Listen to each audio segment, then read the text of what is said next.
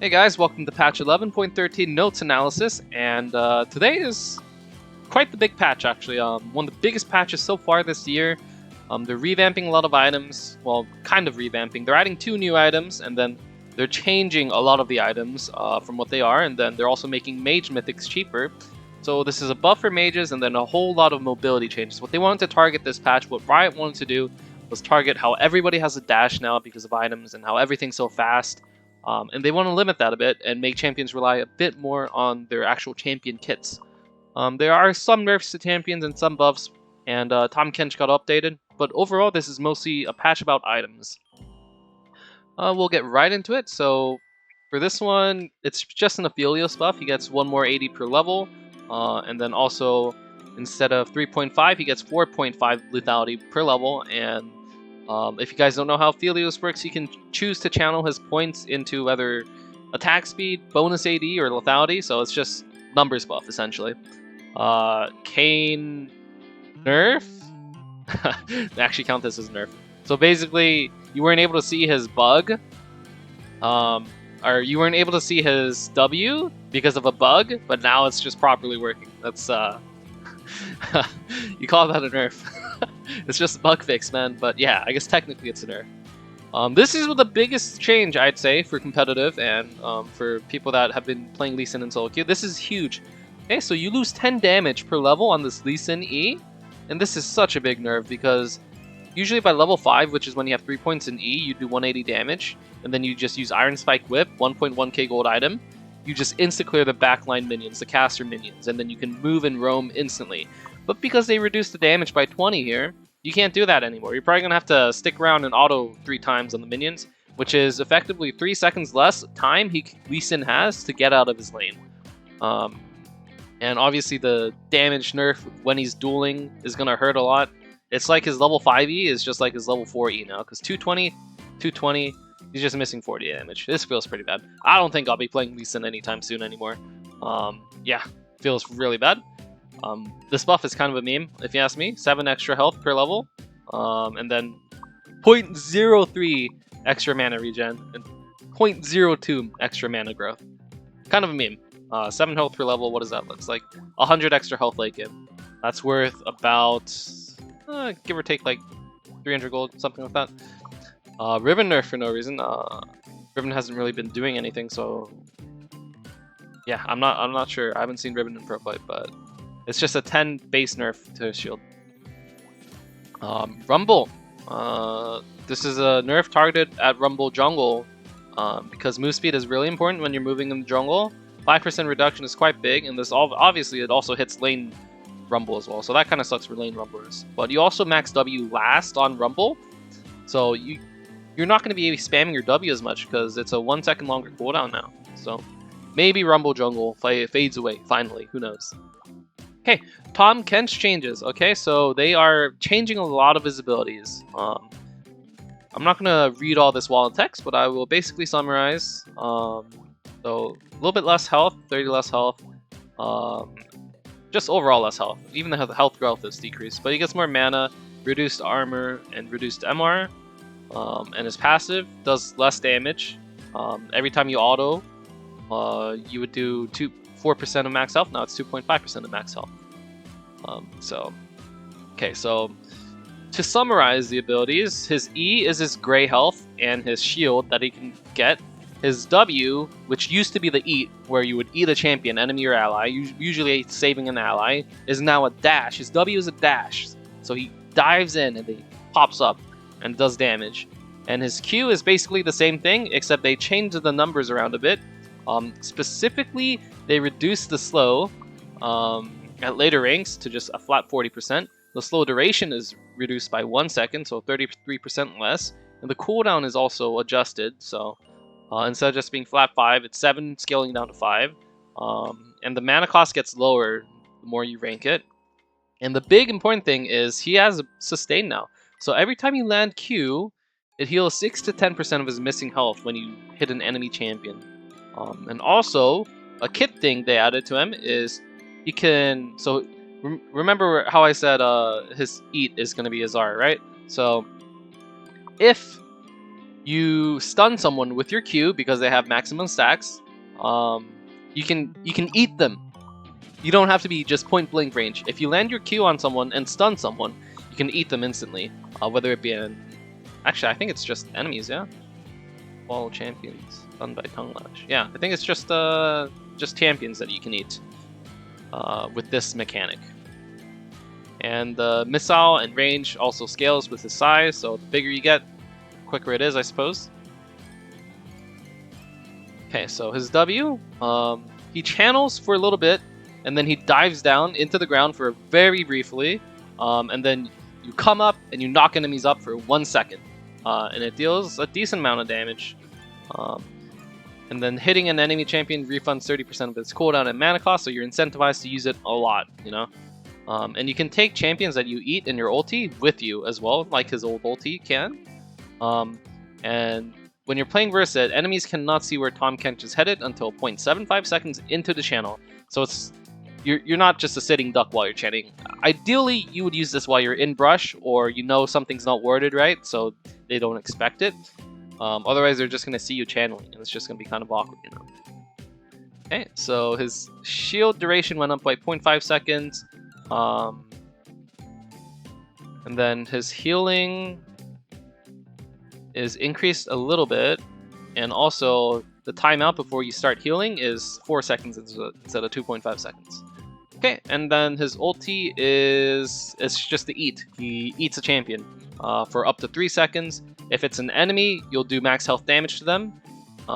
If it's an ally, you'll grant them a shield once they leave, and the shield lasts for 2.5 seconds. And whenever he uses this, he's slowed and grounded, but he can still use his dive, his little thingy where he pops up.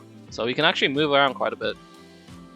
And the more you level your ulti, the less the movement speed slow is. So level 16 Tahm Kench is going to be quicker when you eat someone compared to level 6. Okay, and then... yeah, I don't know how impactful this is honestly going to be, but maybe we'll see more of him, because he does have a knock-up now, which is kind of nice. I could see him being pretty useful. Maybe he'll come out in pro play. Okay, Viego change is actually... they're trying to shift his power from mid lane to jungle. He's better in top lane because you don't get poked out as more. It's more like all-in bruiser lanes, whereas mid lane you're kind of sustaining mage poke. So healing from minions is reduced to 50% instead of 100%, which is still a top lane nerf, but mostly this is targeted at mid lane. However, they buffed his E, his little shroud thing. It gives more move speed at, well, just every rank by 5%.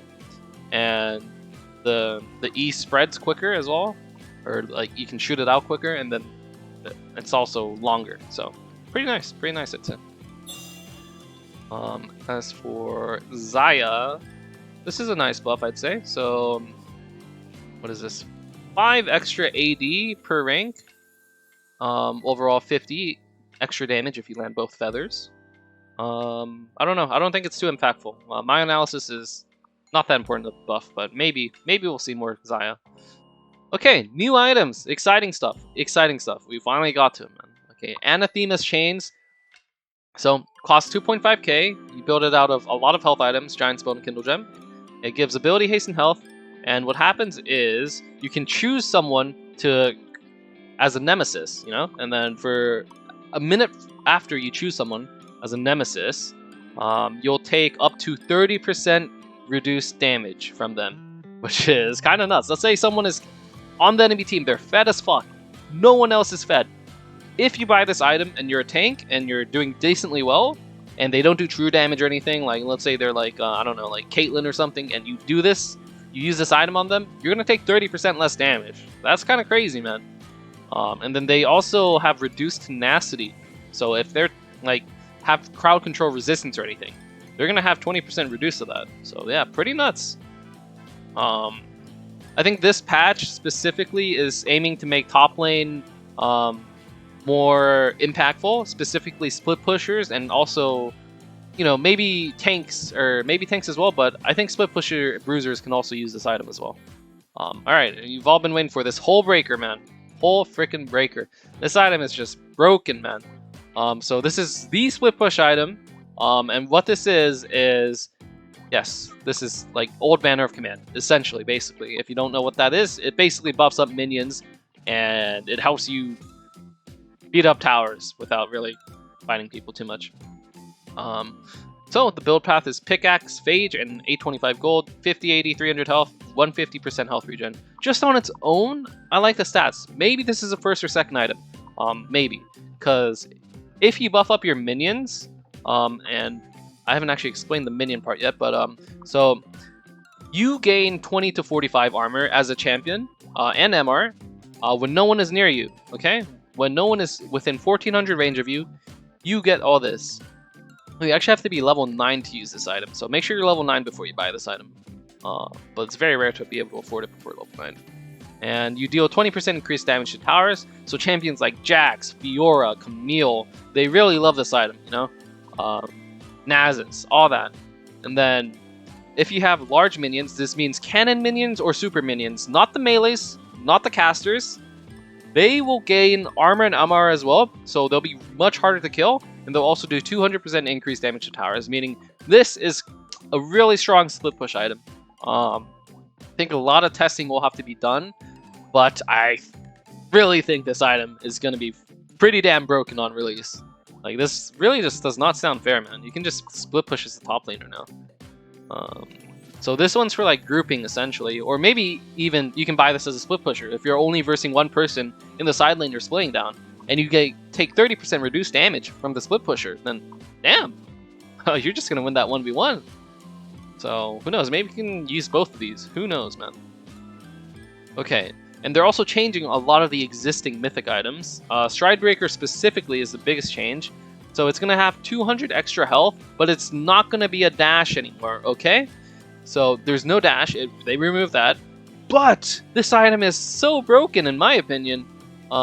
So it does more AD than it used to, so it does more damage, and it can be cast while moving, so you don't have to really channel anything. Like, you have to basically sit, dash like that, but now you can just, like, while you're moving, you just do the effect, bam. And this slow is so much, okay? So before the slow was 40%, decaying over 2 seconds, okay? Now the slow is 90%, decaying to 40% over 3 seconds. What the heck does that mean? That means you're going to be slowed forever. 40% is quite the big slow, guys. So champions like Irelia, let's say Irelia Qs on a minion, uses Stridebreaker on a champion, well, they can't dodge anything anymore because they're slow for 90%. And it goes down to 40% at the lowest, so Irelia just gets to land a free E. So champions with good mobility already, that go in, like they have a gap closer, Irelia, Lee Sin, maybe Fiora, I'm not sure about Fiora, but like maybe even Jax, I don't know. But you get on someone, you use a slow, and they can't escape you, like at all. You get less move speed every time you auto, but I think the slow is so OP, man. So OP. And then they reduce the mythic passive. They're going to do this to a lot of the mythic passives that give move speed from 3 to 2%. This is just orange stuff. Don't really have to care too much about that. See, same thing with Gale Force. They reduce the move speed a bit. Same thing with Gale Force. 2% reduction in move speed and 5 more AP on Lich Bane. They're just basically removing move speed on a lot of things. So instead of being 30, this is also 20. They gave it 5 AP. Every time you hit people with Black Cleaver, it gave you a slight some move speed, but now it's only going to go up to 18 instead of 30. They gave it extra health in return. Dead Man's Plate takes a way longer to actually get to max stacks. The max stacks doesn't even give as much move speed anymore. It's down to 40 from 60, meaning that's a 50% reduction. Actually, that's a 33% reduction. Sorry on the math. And now with this physical damage, plus 100% base 80, up to 40. Huh. Interesting. 5 more 80 on Triforce, reduce the move speed again, and or an item again. So they're just making things give less move speed and giving it whether it be AP, AD, or health in return, essentially. It doesn't give move speed anymore when you take a takedown, so it's a whole passive effect removed. Instead, it heals you for 15% of your max health. Same thing. Okay, this Shirelius. So if you guys don't know, Shirelius is really broken in pro play and in solo queue, especially if you're playing enchanters or supports. So you would give your whole team 60% move speed, decaying to 30% over 2 seconds. But now, you only give them 30%. Although this move speed doesn't decay, now it's just a base duration, or base move speed that you can have at the minimum. So this is kind of, I don't know, we'll have to see, But this item might not be as OP anymore. Same thing with the Orin item. This is big, this is really big. Okay, so the cooldown is longer by 30, the lethality is decreased by 3, and then you can't Prowler's Claw onto anything other than champions anymore. And this sucks. This really sucks. Because the only way AD assassins were actually being successful in mid lane was when they Prowler's Crawl through the minion and then use another gap closer to get to the enemy champion they want to kill. For example, Zed, Qiyana, those champions were using Prowler's Claw. Same with Talon. And they would Prowler's Claw to the minion to gap close and then use their actual kit gap closer to get on the enemy champion to kill. So yeah, this is gonna really suck for assassins. It actually sucks. So yeah, I'll probably never play any AD assassins again. Mage buffs just reduce the cost of everything by 200, so that's pretty nice. I mean, we take those. I think mages are basically the only thing that just got straight up buffed. Everything else was just like adjustment. Although I think Stridebreaker is freaking broken, and also this Hullbreaker and ANATHEMA'S chains are freaking broken as well. And a straight up buff to Moonstone Renewer, so extra heal and shield power. So champions like Yuumi, Karma, Seraphine, a bit more useful now, I guess. Divine Sunder, this is basically it's a nerf to Ezreal. So melee champions will do 12%, which is what it's been doing for the past patch. But now ranged champions will do 9%. So it's going to do a lot less damage, because 3% max health is actually significant. You may not think it is, but 3% is pretty big. So this isn't Ezreal nerf, and also a center nerf.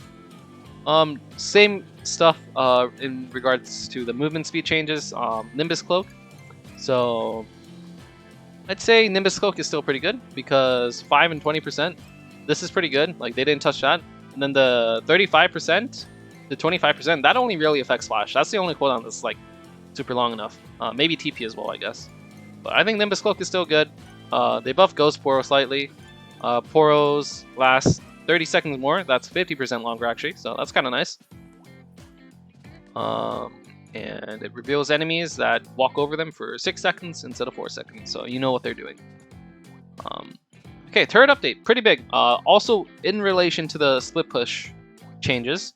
So by updating this turret, well, what the whole changes, it's every time you take the inner towers, so not the very outer towers, but the one inside, but also not the inhib towers, right? The inner towers, the one in the between the inhib tower and the outer tower, that's the inner towers. Okay, so every time you take one of those down, it gives 250 extra local gold. So split pushing is better, and actually playing for those towers is better now. So yeah, that's pretty nice. They're changing Smite a little bit, but this is just damage to minions. They just don't want junglers one-shotting cannon minions, essentially. That's all this is. It's not very important, honestly. Yeah, I mean, that's mostly it, guys. Here's some skins. They're coming out with some Astronaut Maokai, Rammus, Veigar, Corki skins, and then Prestige Zed. Yeah, and this is how they look in game. So yeah, I know this is a pretty long patch review, because they changed a lot of things. Like, a lot of things. Mostly items. But yeah, we'll just have to see how the meta shifts. One possibility is that split pushers become more meta. And another possibility is champions with OP mobility already, such as Irelia, just really dominate with Stridebreaker, because 90% slow, you can't tell me that's balanced. Not to mention when they increase the health from 200 to 400. Like, that is pretty crazy. Holy shit, this video is 19 minutes long. Oh my god. Alright. Yeah, that was a lot to review, guys. Thank you all very much for watching, and I'll also see you guys in the next video. Good luck on the Rift on patch 11.13, guys. I hope you guys climb. Bye-bye.